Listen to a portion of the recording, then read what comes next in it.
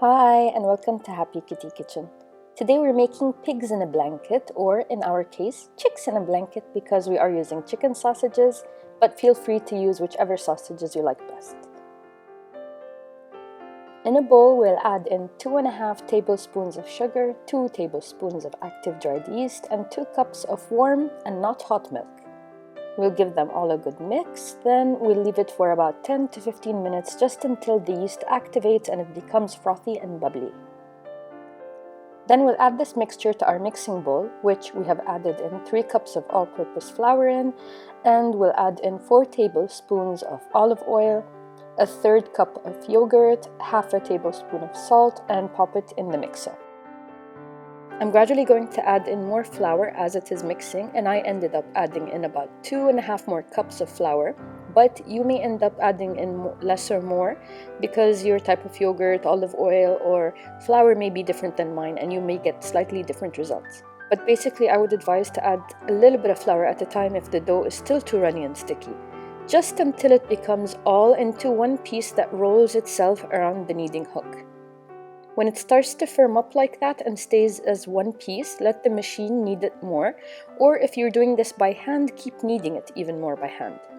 I took my dough out and started kneading it by hand until it stopped being too sticky and formed into a beautiful collected soft dough ball. Oil the bowl that you will be keeping the dough in and make sure that the dough itself is also covered in olive oil, then cover with plastic wrap because we need to let the dough proof and double in size. Try to keep the dough in a warm or room temperature environment to help it proof faster.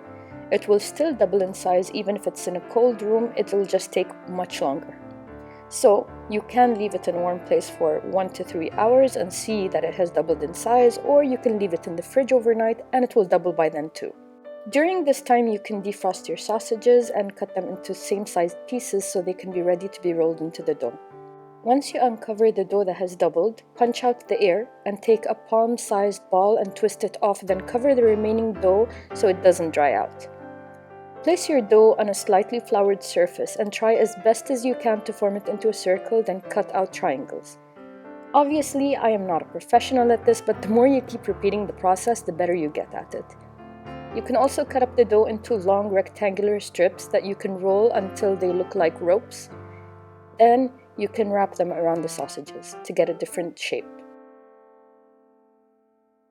I forgot to film this part, but brush the top of the rolls with an egg wash and sprinkle some sesame seeds if you like. Line them out on your tray, keeping a bit of distance between each roll so that they cook evenly, and pop them into the oven at 180 degrees Celsius for 15 to 20 minutes, or just until the dough looks dry and slightly browned.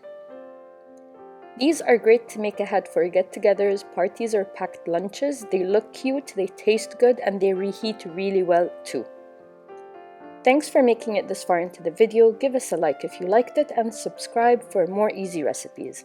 Bye!